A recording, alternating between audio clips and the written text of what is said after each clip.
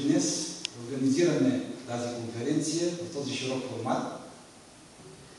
Съюзът на слепите в България почти половин век отдава огромно внимание на социалната рехабилитация, на социалните услуги.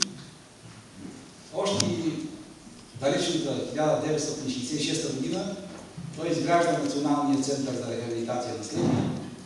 Преди това изпраща свои специалисти в Европа да почерпи сериозен опит от там.